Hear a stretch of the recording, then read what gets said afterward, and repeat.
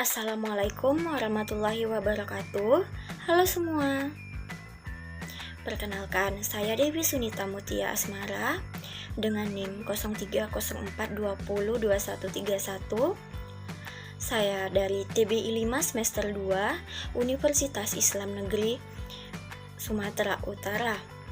Nah, di kesempatan kali ini saya akan membahas tentang hakikat dan fungsi bahasa. Nah, sebelumnya pasti pada bertanya-tanya dong, apa itu bahasa? Jadi, pada pembahasan ini ada dua yang akan dibahas, yaitu bahasa sebagai sarana dan bahasa sebagai bentuk dasar ujaran. Nah, yang pertama yang dibahas adalah bahasa sebagai sarana. Kenapa bahasa sebagai sarana? Karena yang pertama, sebagai makhluk sosial, manusia itu membutuhkan yang namanya sarana.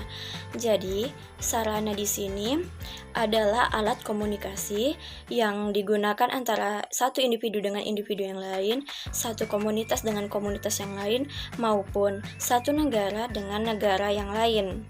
Nah, karena manusia itu makhluk sosial, membutuhkan alat untuk berinteraksi, maka dari itu bahasa sebagai sarana adalah mutlak dibutuhkan bagi manusia. Jadi itu sangat berperan penting untuk berkomunikasi antara manusia dengan manusia yang lainnya. Kemudian yang kedua adalah eksistensinya diakui. Nah, kita perlu ketahui bahwa namanya manusia itu memiliki sifat yang ingin diakui oleh individu yang lain.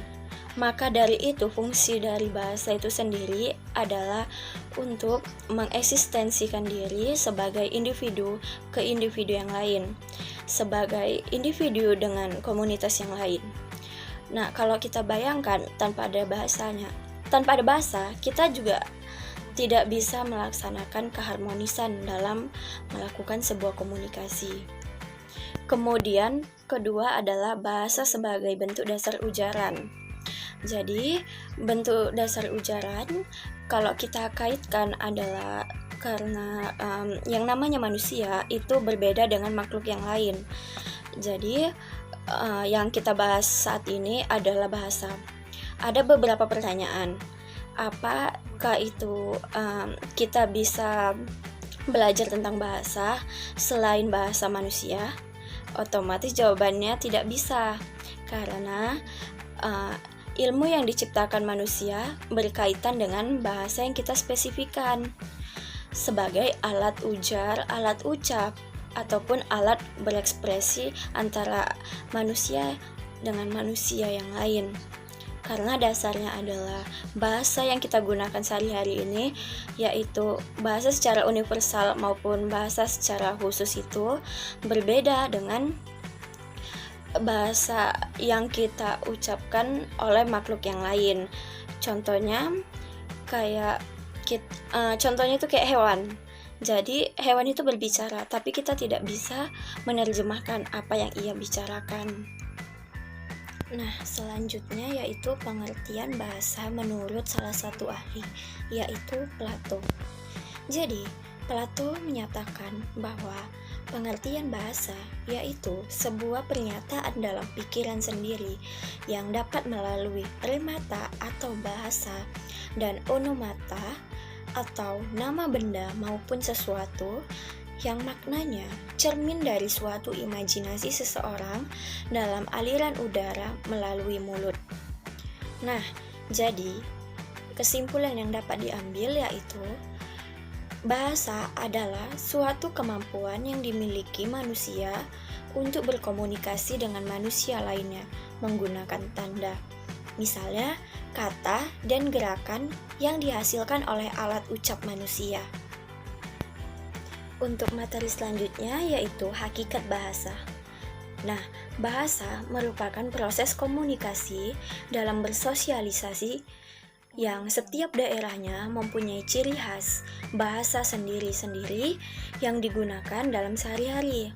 Jadi, bahasa itu bisa berupa ucapan, bisa juga dalam bentuk tulisan.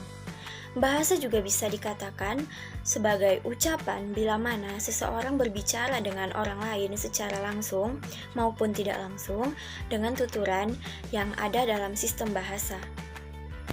Sifat-sifat bahasa. Jadi, bahasa terdiri dari 5 sifat. Yang pertama adalah sistematik, yaitu bahasa memiliki pola dan kaidah yang harus ditaati agar dapat dipahami oleh pemakainya. Kemudian yang kedua adalah manasuka, yaitu unsur-unsur bahasa yang dipilih secara acak tanpa dasar. Nah, karena tidak ada hubungan logis antara bunyi dan makna yang disimbolkannya. Kemudian ketiga ada ujar. Jadi di ujar ini bentuk dasar bahasa adalah ujaran karena media bahasa terpenting adalah bunyi. Kemudian ada manusiawi, yaitu bahasa yang berfungsi jika manusia yang memanfaatkannya. Karena di manusiawi ini bahasa hanya berfungsi selama manusia yang memanfaatkannya, bukan makhluk lainnya. Dan yang terakhir adalah komunikatif, yaitu alat komunikasi atau alat perhubungan antara anggota masyarakat. Jadi, komunikatif ini berfungsi sebagai alat komunikasi atau alat penghubung antara anggota-anggota masyarakat. Fungsi bahasa menurut Santoso. Menurutnya ada 4 fungsi bahasa. Yang pertama adalah informatif. Informatif di sini yaitu mengungkapkan perasaan. Maksudnya itu menyampaikan informasi timbal balik antar anggota keluarga ataupun anggota-anggota masyarakat dengan mengungkapkan perasaan. Kemudian ada ekspresi diri. Nah, di sini perlakuan terhadap antar anggota masyarakat. Jadi, kita dapat menyalurkan sikap, gagasan, emosi, atau tekanan perasaan pembaca. Ketiga adalah adaptasi dan integrasi. Di sini berhubungan dengan sosial. Jadi, ia menyesuaikan dan membaur diri dengan masyarakat. Dan yang terakhir adalah kontrol sosial, yaitu mengatur tingkah laku atau mempengaruhi sikap dan pendapat orang lain. Fungsi bahasa Indonesia. Nah, di sini saya menyampaikan ada beberapa fungsi. Yang pertama yaitu bahasa Indonesia sebagai bahasa nasional. Seperti yang kita ketahui bahwa bahasa Indonesia telah diresmikan sebagai bahasa nasional. Kemudian bahasa Indonesia sebagai lambang identitas nasional. Nah, kita juga telah mengetahui kan bahwa Indonesia ini mempunyai bahasa, yaitu bahasa Indonesia yang tidak lain yaitu sebagai lambang identitas nasional. Kemudian bahasa Indonesia sebagai sarana komunikasi. Jadi dalam berkomunikasi kita sangat memerlukan peran penting dari bahasa. Kemudian bahasa Indonesia sebagai bahasa resmi negara. Dan bahasa Indonesia sebagai lambang kebangsaan nasional. Lalu bahasa Indonesia sebagai alat pemersatu berbagai suku bangsa. Seperti yang kita tahu bahwa suku di Indonesia sangat banyak. Nah, jadi bahasa Indonesia inilah yang dapat mempersatu dari setiap suku kita.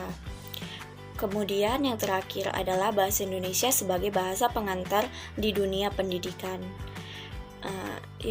Di dunia pendidikan kita sangat memerlukan peran penting dari sebuah bahasa Indonesia, karena bahasa Indonesia inilah yang akan membawa kita untuk terus berkomunikasi dan dapat memahami apa yang kita maksud satu sama yang lain, dapat berinteraksi dengan bahasa ini. Pada kedudukan bahasa Indonesia juga memiliki fungsi, yaitu fungsinya ada 4. Yang pertama adalah bahasa resmi kenegaraan, kedua sebagai bahasa pengantar dalam dunia pendidikan. Ketiga adalah bahasa resmi untuk kepentingan perencanaan dan pelaksanaan pembangunan nasional, serta kepentingan pemerintah. Dan yang terakhir yaitu sebagai alat pengembangan kebudayaan, ilmu pengetahuan, dan teknologi.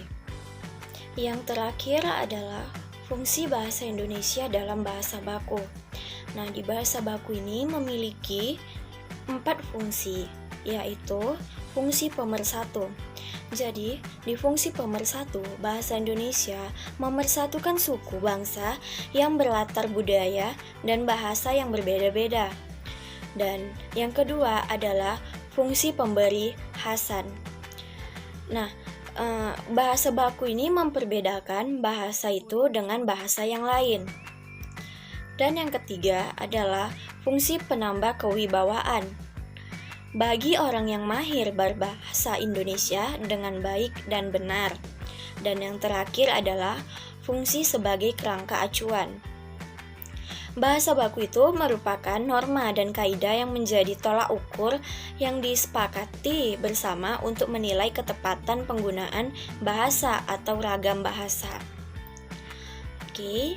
Sekian dari saya ucapkan terima kasih. Semoga apa yang saya bawa bermanfaat.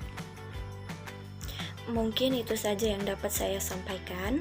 Saya harap penjelasan tadi dapat bermanfaat untuk kita semua, dan saya meminta maaf atas kesalahan kata maupun kesalahan penjelasan yang saya sampaikan.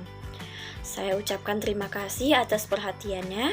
Assalamualaikum warahmatullahi wabarakatuh. See you guys.